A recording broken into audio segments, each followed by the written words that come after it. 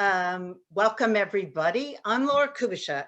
I am the Venture Catalyst for Washington County, and I am very pleased to be hosting the webinar this afternoon with State Treasurer Tobias Read.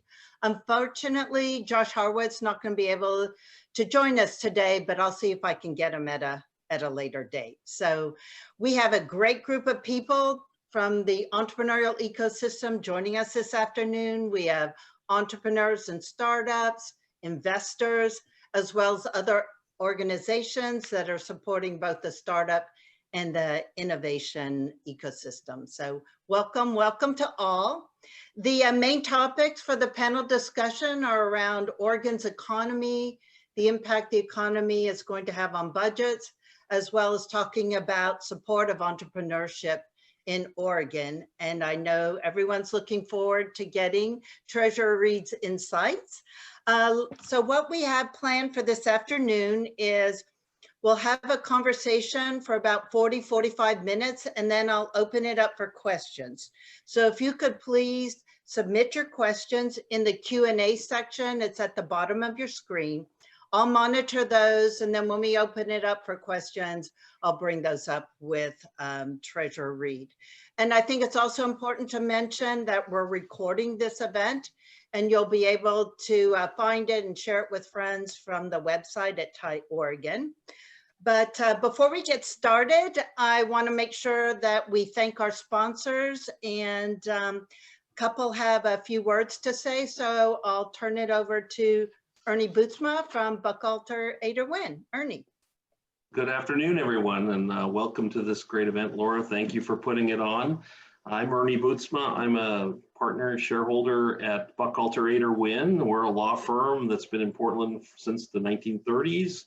Although Buchalter is a larger organization, it's a regional law firm with offices in all of these 9 cities behind me. And we work extensively with startups and emerging growth businesses in everything from finance transactions to M&A work on the back end when you finally get your great exit. So thank you everyone for joining. Okay, thank you so much, Ernie. And then I believe Stanford is on from Newmark. Actually, or Michael.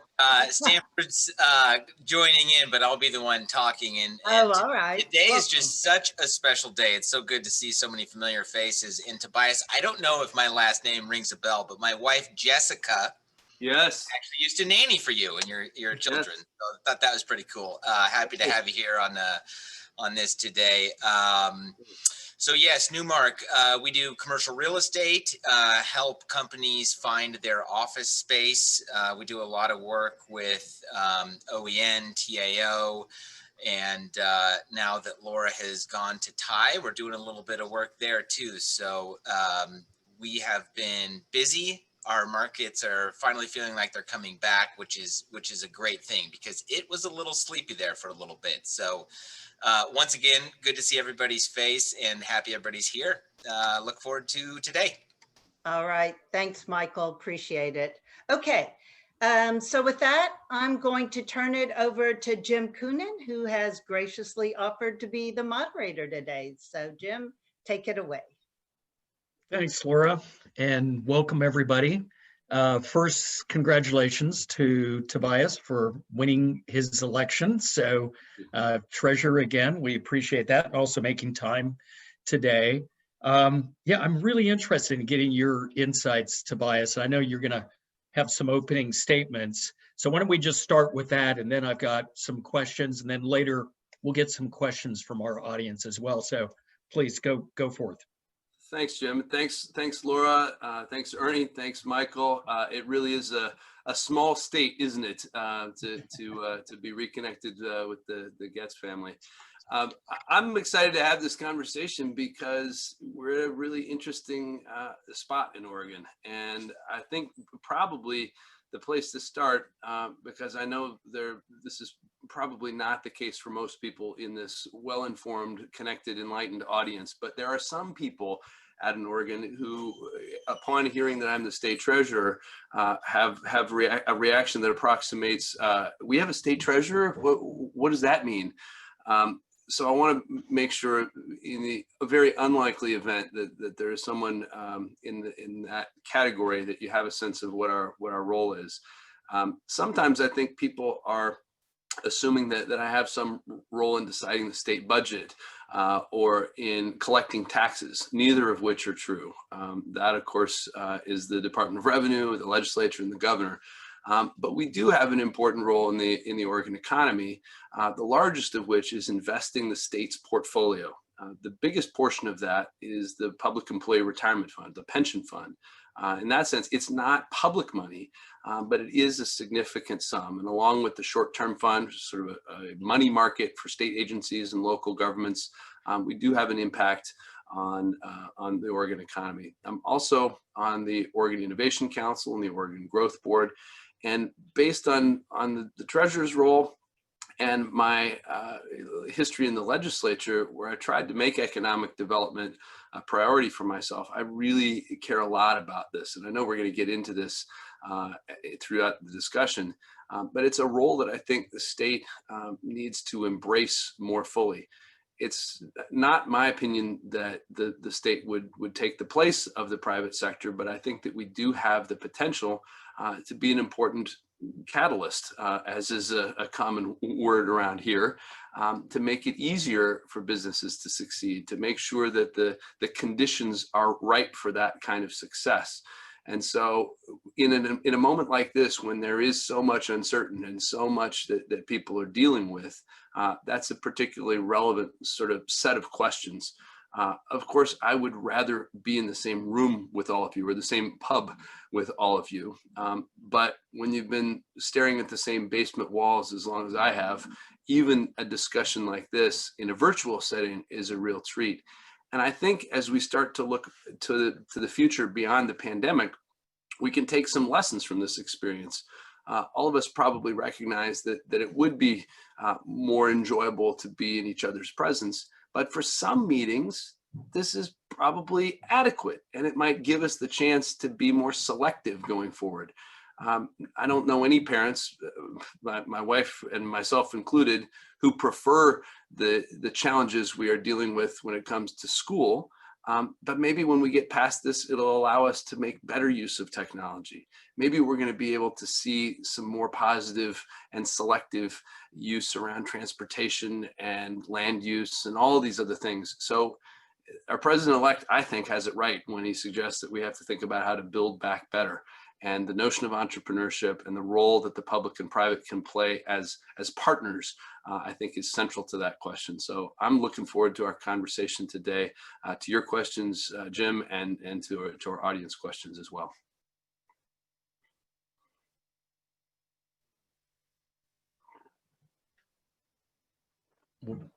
Terrific, Tobias, thanks. So it's obviously been a tumultuous year. But now we do have some certainty, not only at the presidential level, but now we know what the legislature, who's got in, and you also have very close connections there, a past legislator yourselves. Very well connected to the legislature. Can you talk to us a little bit about, especially from an economic development standpoint, what do you see, what will this legislature be for? Well, I want to be very respectful of the nature of co-equal branches of government. This is one person's opinion here.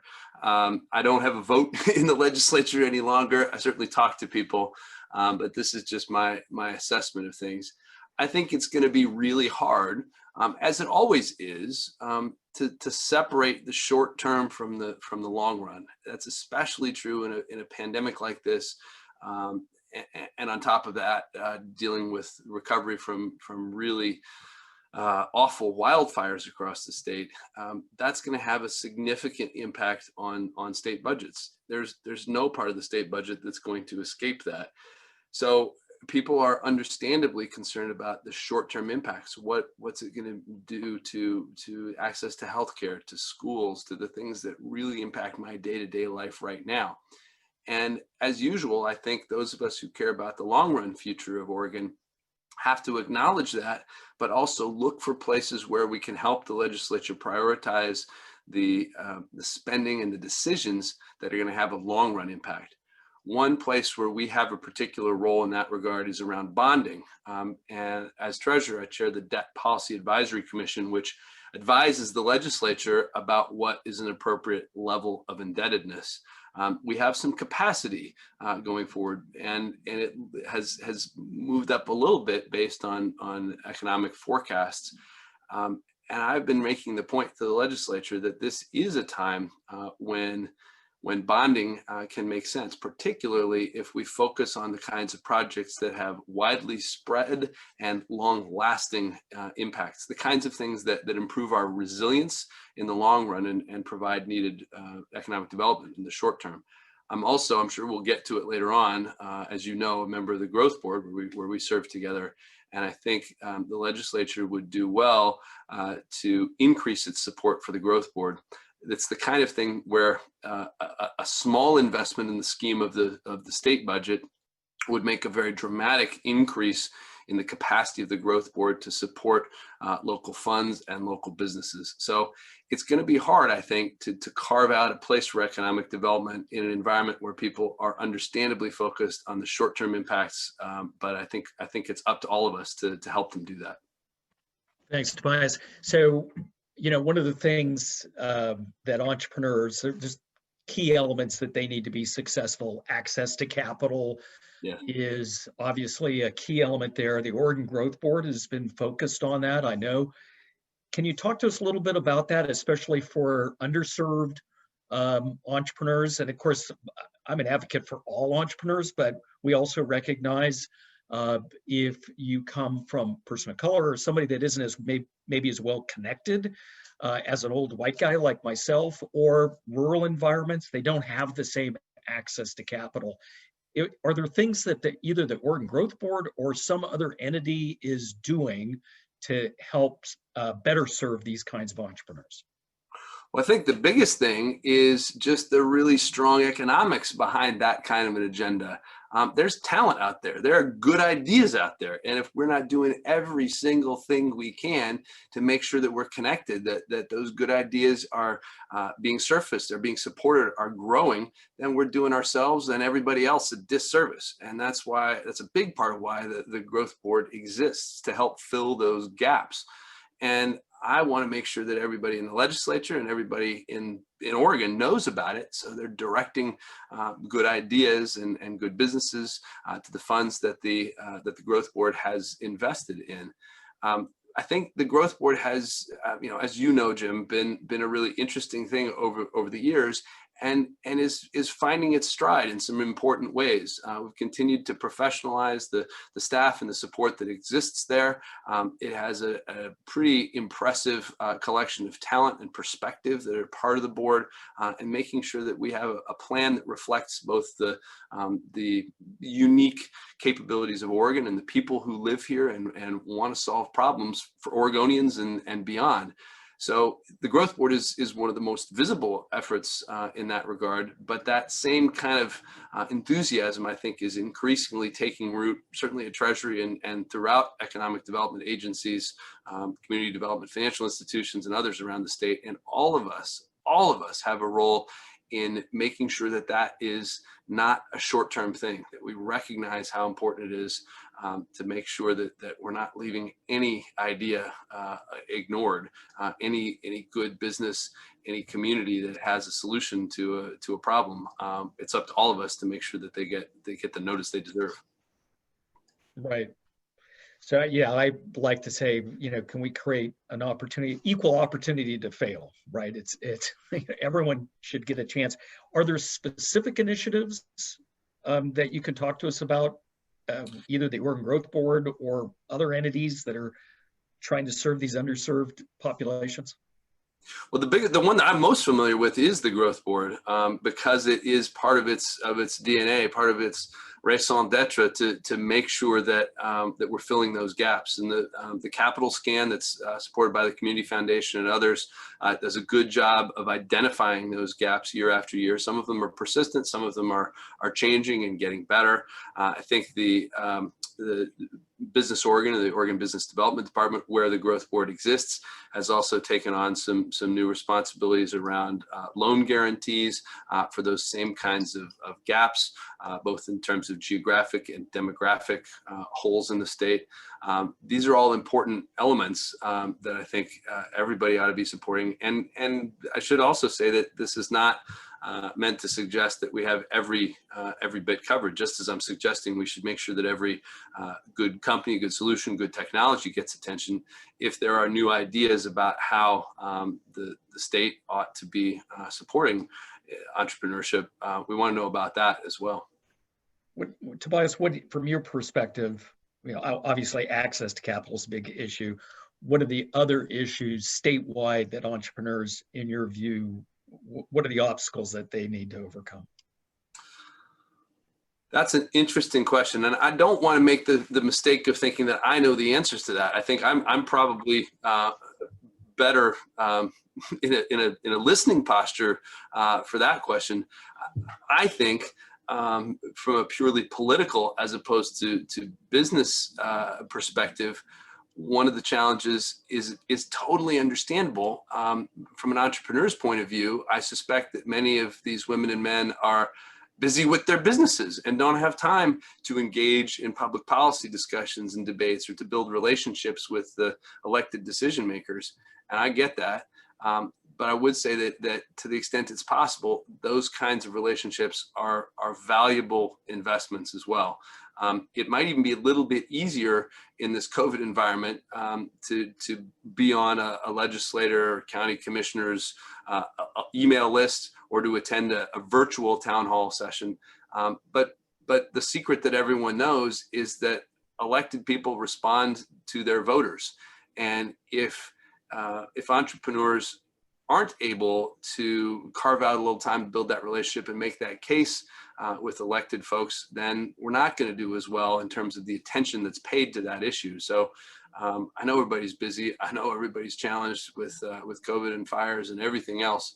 But when you can send a note, when you can show up for a town hall with your legislator and let them know what you're up to, it makes it that much more effective later on when you see an idea that needs support, when you see a proposal that needs to be advanced, when you can come back and it's not the first time you've met this legislator or decision maker, and you can build on the experience that you have had with them. So I would say that's a significant political rather than policy obstacle, but it's one that we can all overcome. Right. Well, having been around this for a while, let me follow up on that. I mean, there's some politicians who have told me that economic development, I don't think they'd say this publicly, but they don't see it as that important because the state is such an attractive place that we're going to continue to get in migration, and that's going to be all the economic development we need. So traditionally, entrepreneurs outside of an occasional photo op, really that whole idea of entrepreneurship hasn't really resonated with politicians. What's your viewpoint on that? And is there hope? Well, Jim, the first question is, who are these people? You don't have to out them here, but I want to know, and I want to go with you and convince them otherwise. There's nothing that we can count on. The future is unwritten, and the last thing we should be doing is resting on our laurels. I'm very proud of the fact that we were the first state to have public beaches in the bottle bill and an opt-out retirement security savings plan for people, but that's not enough. We cannot take our foot off the metaphorical gas here. We got to keep moving forward, and to think that we're just entitled to that sort of a reputation is foolish in my view. There are a lot of things that contribute to the advantages that we have, but they're not guaranteed. And when I joined the legislature, I felt like I was going to college in some ways, and that I had to figure out my legislative major. And perhaps it's owing to my liberal arts background at Willamette, but I just felt like a growing economy, if distributed and managed well, is what makes everything else possible. It allows us to pursue and hopefully achieve some of our other aspirations. But if we don't have that, everything else gets that much harder. And so I don't say this in a way to denigrate the other issues that people care about. They should care about them, and they all have a role to play in contributing to the state that we want to be part of. But if we don't have a growing economy, if we don't have opportunities for people, the rest of it gets a heck of a lot harder. So we should not be counting on anything. We should work hard to earn and sustain the reputation that makes us attractive for entrepreneurs. Does entrepreneurship, and this isn't meant to be a gotcha question, I'm just myself trying to understand the role of treasurer. Does entrepreneurship, is that really part of your portfolio per se? And if it is, are there specific policies that you're thinking about that might help entrepreneurship? Well, it is a good question. And I think it is part of our portfolio in a couple of specific ways, serving on the Innovation Council, serving on the Growth Board, certainly. And there are elements of it in the investment responsibility we have. Our job there is absolutely to maximize risk-adjusted returns, which is distinct from economic development, but there can be overlap in that, and the work and the exposure that I'm fortunate to get as a result of that does inform my thinking about what opportunities exist for Oregon and our economy. But beyond that, this is perhaps the silver lining of the description I gave earlier, where people don't have any idea what the treasurer does. It does allow me in limited cases, to make the case that I have, as an investor, as an elected person, I have a platform and some credibility on these questions. So I have to, pick my spots in that regard, but I care about it, and I think it does have a really important element in the financial security and condition of Oregon, which is very much in our portfolio. So we can make that case, I think, in effective ways. And to answer a question you didn't exactly ask, I want to know from this group and others where there are places I should be showing up and making that case, and I want to be there. You started off the conversation on one of your big priorities, which is a bonding issue. And I don't want to go deep dive necessarily, but I'd like to better understand that. And does that impact entrepreneurs as well? Or is that more of a macro kind of impact? Well, it's funny the way you ended that question, because I don't think it's an either or. Of course, the environment for entrepreneurs is affected by the macro. So we basically have two flavors of bonding that are available to the state: the GO bonds, or general obligation bonds, that are just a matter of connected to our general tax receipts, and revenue bonds that are associated with a specific stream of income. The most well-known of the latter flavor is probably two that I can point to are lottery bonds and gas taxes. So both of those are places where we bond those proceeds for specific projects. Lottery is particularly popular because it's very flexible. That's in contrast to the general obligation bonds, which must fit into one of the several specifically authorized purposes in the Constitution. Among them is that whatever is funded must be owned or operated by the state. So even if there's something else that we think is a great idea, if it doesn't fit that category, then it can't be funded by general obligation bonds. And so the long run capacity is a function of what the market thinks of us. And we are fortunate to have a very strong credit rating, one notch below the top in each of the three major agencies' systems. But that reflects the caution and care with which we offer bonds. And so the advice we give to the legislature really reflects that and emphasizes our obligation to protect that rating for future capacity. We historically have had a commitment to staying at or below 5% of indebtedness as a percentage of the general fund. And the case I've been making to the legislature in this last little bit is that there's nothing magic about that 5%. What matters is the stability and the predictability in the eyes of markets. and that because in a couple of years from now, there's going to be a significant aspect of that debt being retired from some pension obligation bonds that were sold a couple of decades ago. It may be okay for the legislature to go above that 5% a little bit, not a lot, but a little bit, because of that coming capacity coming online. We could still stay at 5% on an average over multiple years, and that would give us the capacity to fund some other important things. I'm not generally in the business of saying yes and no to individual projects, but I can say that the other thing that's really important is the character of those projects. When we see things that are going to add to resilience and community capacity going forward, that's the sort of thing that I think makes sense to stretch a little bit for. One really significant example of that is drinking water capacity in Salem. That was a project that was funded recently. Those kinds of things that we're all going to benefit from, and that we're going to benefit from for a very long time in the future. Certainly an entrepreneur would want to be able to count on clean water in their business. Okay, so the better our situation from a bonding standpoint, the greater capacity for infrastructure investment. So Yeah. Great. Do you think the issues related to the public pension problems, it will affect or might affect our overall economic security of the state? Well, there's no question that there is an effect. This is a math question. But what I think is important for people to understand is the nature of the pension system as a whole. That's in solid condition, and that's reflected by the rating agencies' opinions of Oregon. But the result of how we handle this, by not playing games, by not taking pension holidays or resorting to accounting gimmicks, is that the relative strength of the pension system impacts our ability to fund education and healthcare and other things that we care about. So that really is the question that the legislature and the public has to wrestle with. What are we buying? What do we want to purchase and invest in?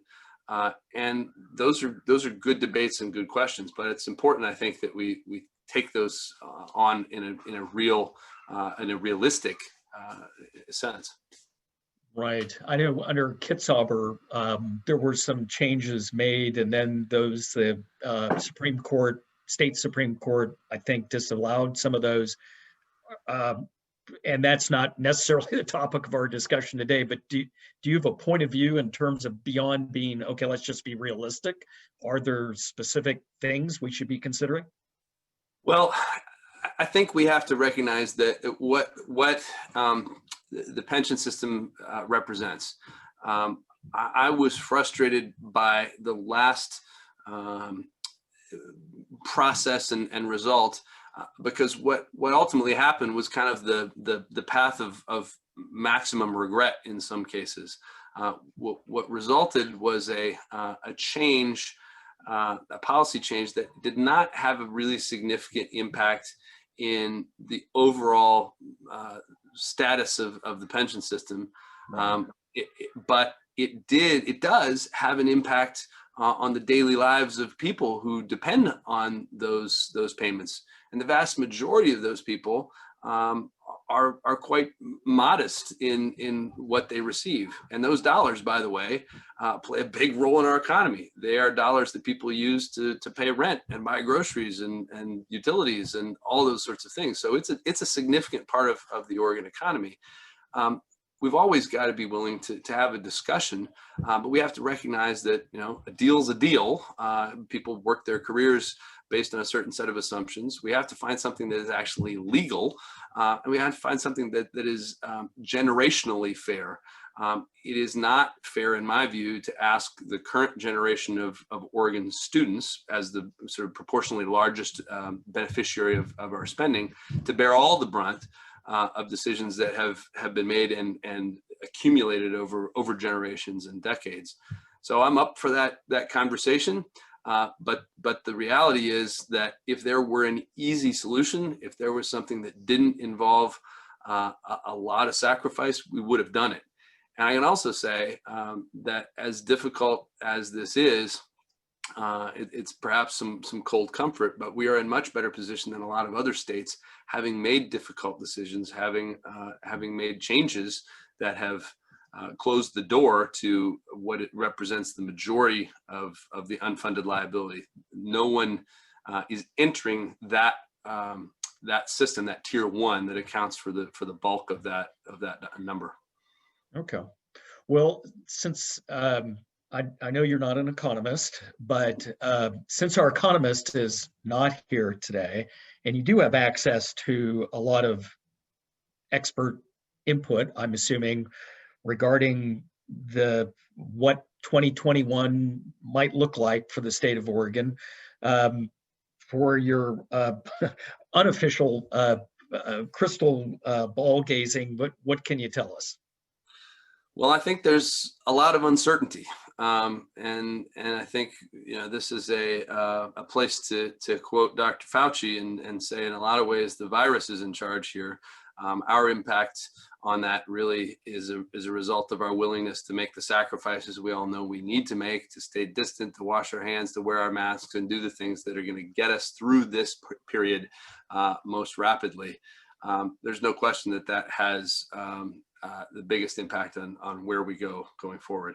I'm encouraged by what appear to be some good signals from Congress. I hope that they will actually take up their responsibility here and provide some needed aid.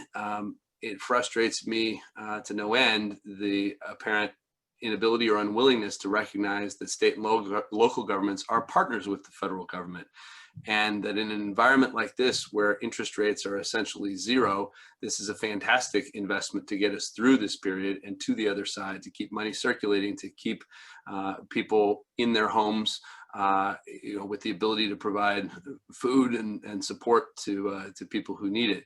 So that's going to play a really important role in our ability to manage through this. We are in a much better position in Oregon entering this period of disruption than we were the last time, and that's a credit to the legislature and to the governor and past governors for socking money away in our reserve funds. We are pretty uniquely vulnerable to the economic cycle based on our reliance on a single source of income, and the income tax. That thank goodness we've been emphasizing that. It's not enough to get us through without hard choices, but I'd much rather have the reserves than not.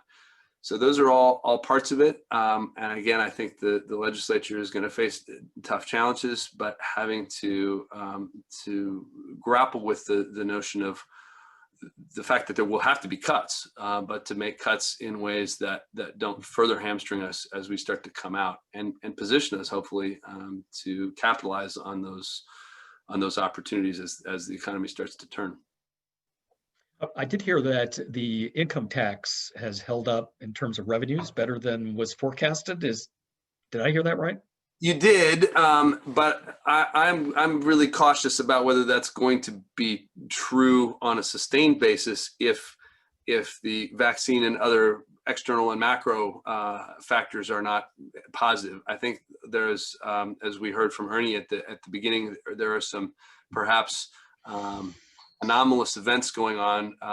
Certainly the extension of people filing their taxes as a result of the early stages of the pandemic, other things where people are reacting may be at play here too. So I don't fault the Office of Economic Analysis for their forecast, but I'm not as convinced that we're necessarily in for a straight line going forward. Okay. Getting back to entrepreneurship, we talk a lot about Business Oregon and Oregon Growth Board, Oregon Investment Council. Is there an entity in the state today that has entrepreneurship as part of its responsibilities per se? Yeah, the Business Development Department, Business Oregon does do that. They have an innovation entrepreneurship division and a focus, and I would like to see them with more resources, more public support, I'd like to see more legislators making that a priority, because as I said before, I think that's the fuel that can power the rest of the Oregon economy. One thing that I haven't seen myself, and I know, Tobias, you've been a supporter of entrepreneurship, but I have not seen in the state a political leader really play a leadership role in the area of entrepreneurship.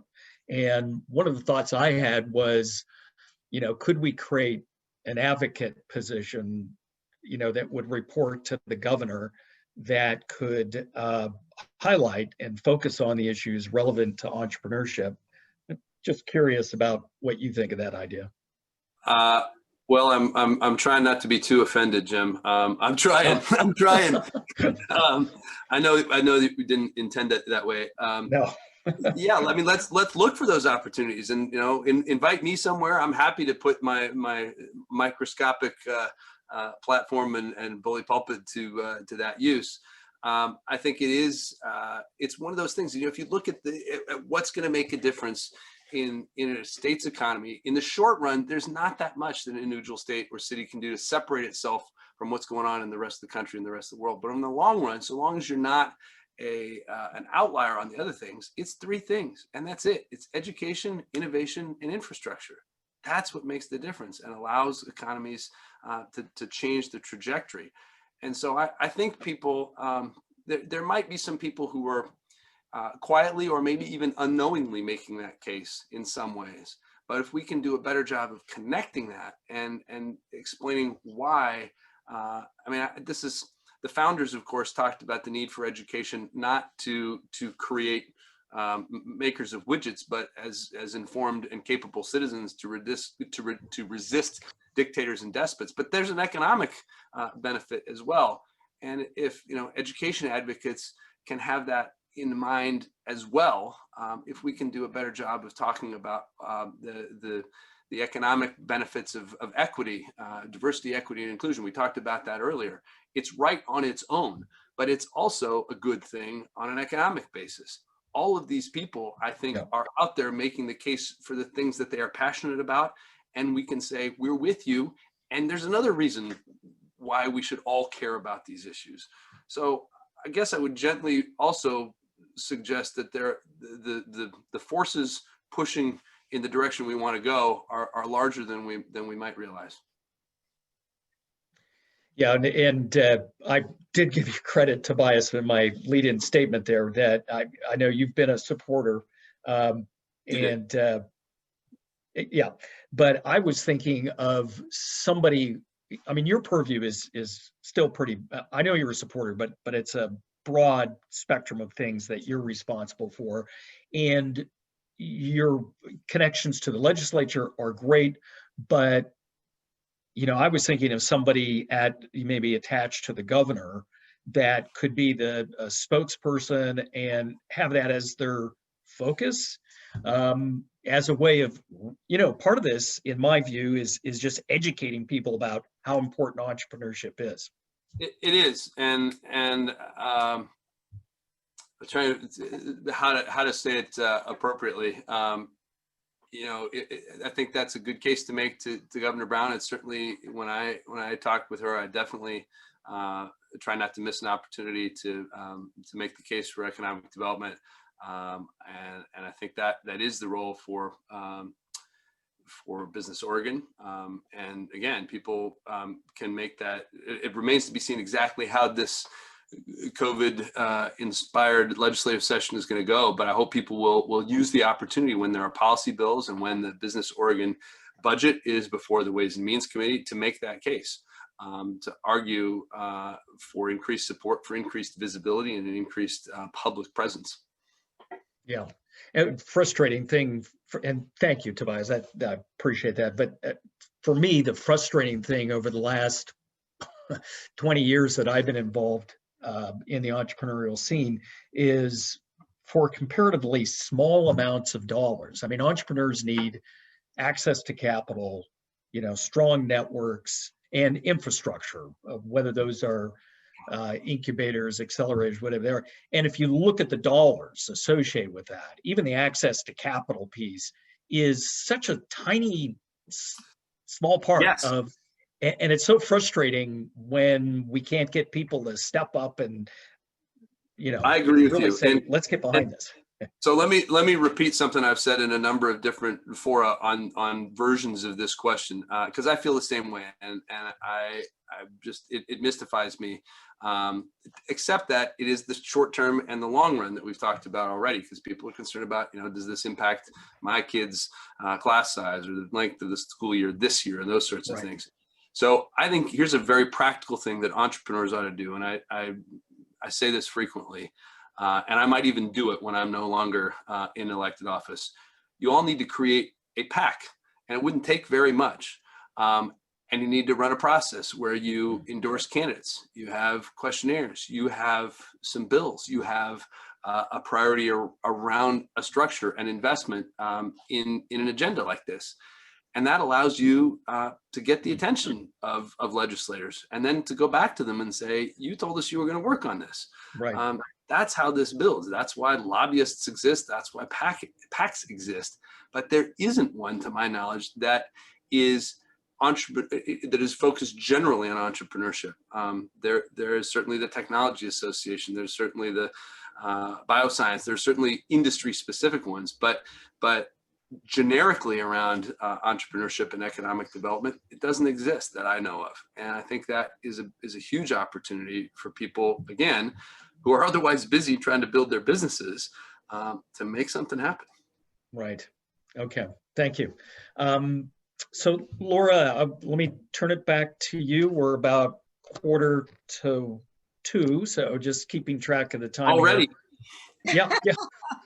Tobias and I could keep going I here. know, time flies when you're having fun. But so I got a couple questions related to taxes. So one is, do you see any opportunity for research and development tax credits coming back to Oregon? And the thought is that one, that would benefit startups as well as larger companies. And also, it's been an important tool for economic development in competing states. So we wanted to get your thoughts on those tax credits. Yeah, there is the University Venture Development Fund, which is related, certainly. I think there is always opportunity to talk about a research and development tax credit. The challenge is just going to be the reality that represents in the eyes of the legislature another way of spending money, and so it has to compete with the other priorities and the other candidates for that. I think you can make a good case in a lot of cases, but it's going to be important to craft that in a way that fits with the other priorities and values that the legislature is emphasizing. I also think it's important to remember, and I'm sure whoever asked the question does, that there are a bunch of different elements to what makes Oregon an attractive place. And we talked about it before. We shouldn't just assume any of those continue to exist. But it's not only the tax climate, it's also the infrastructure, it's also the education system, it's also those things that it's also culture. It's those things that entrepreneurs include when they decide where they want to live and where they want to build their business. So it is a multi-dimensional puzzle to take on.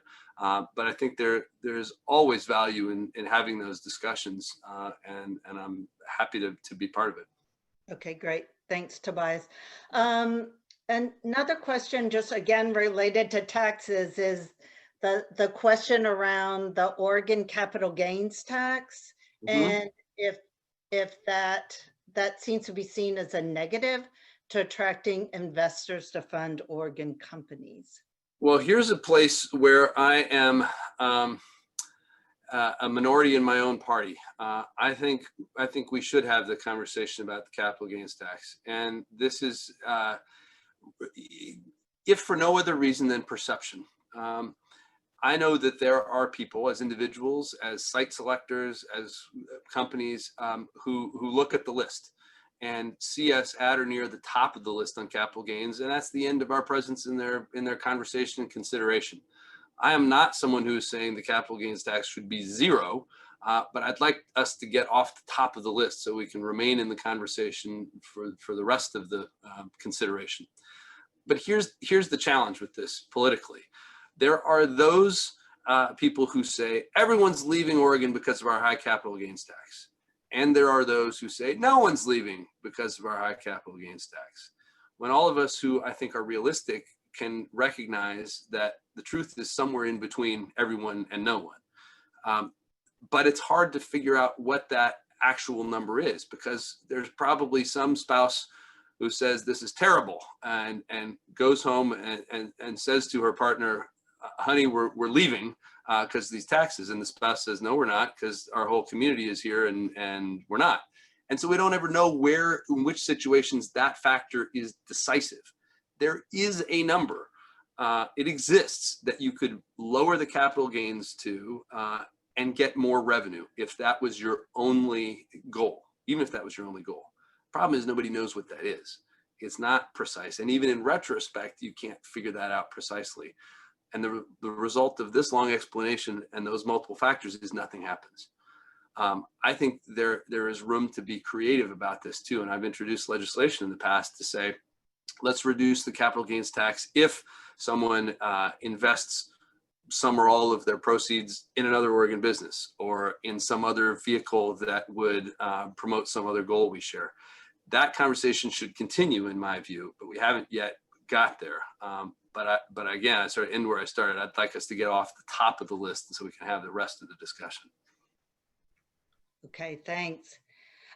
So there was a follow-up question just regarding forming PACs, because a couple of people have typed in saying, hey, like entrepreneurs, especially, well, I was going to say early stage, but I would say all stages of startup are so busy, you know, running their companies that they don't have time to actually form a PAC.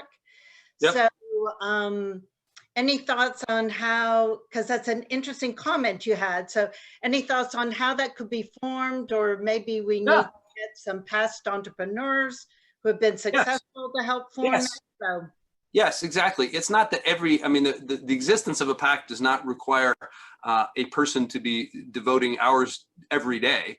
What it requires is someone carving off just enough time to be aware of it and enough cash to support it. So yeah, there's this guy on my screen to the left who I think has some time. Maybe he could make it. He could form it, or he could be part of the board of directors to do it. Right, you're on the right track, Laura. You find some people who have the time and the passion about it. The passion has to come from a lot of people, and then a smaller number of people are those who would help operate it. But you'll have no trouble finding people who want to do that, I think. All right. Yeah. We Jim and I might have to start recruiting people. All right. So there's one more question on taxes, and then I'm going to switch to some other questions. But this question is around the gross receipts tax. And the question is, can we get the gross receipts tax to apply to businesses with a minimum of $5 million instead of right now it's currently $1 million? So can we raise that minimum? The short answer to that is yes. I mean, I can't, the legislature can, the governor can, but it really, and apologies for launching into a little bit of a modest rant on this. I get frustrated, not at the person who asked this question, but at questions that start with my taxes are too high or too low, or those sorts of things. I think what we really need to be thinking about is what sort of a community and state do we want to live in, and what programs and services does that require? How do we operate them most effectively and efficiently? And then get to the question of how do we want to share those costs? So I don't mean to be picking on this question, but I think what it really is aimed at is, what are we buying here? Are we confident in that? Do we have the same priorities around that? And a discussion about that is probably more productive, because I can totally appreciate that if you're at $3 million gross sales and you feel like you're struggling, that $5 million looks pretty attractive. But on the other side of the equation are legislators who are thinking about how many school days, what are caseloads for foster kids, what are all those other things, and the math works equally with equal urgency over there, and what cuts are going to be made, and how does that contribute to the quality of the community in which we are all trying to get ahead.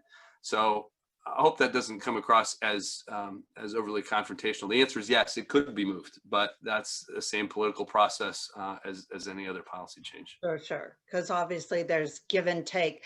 Just to put the question in context, I'm going to move over to a different question, but it was added that part of the issue is this, especially again, speaking for startups, that they want to obviously take those revenues and funnel it back into the business to drive their growth. So it wouldn't be for existing large businesses, but that was in the context of it. Sure. Okay. All right. Let me move on, because there was a question just regarding bonds, and because I know you had mentioned that as well. So one of the comments was broadband access is important to education, economic development, and equity. Yes. Can our bonding be used to support more access for broadband? Excellent question, and one that I'm wrestling with right now with our Labor Commissioner, Val Hoyle. I've been co-chairing a Wildfire Economic Recovery Council on Oregon, and it's a timely question because one of the best things that we could do to reduce the risk of future fires is to bury utility lines. Well, what else could we put in the ground when we're burying utility lines? Is there any confluence of timing here? I would sure like to see us doing more for broadband. As you're right, it is not a luxury, it's a necessity for education, for economic development, for security.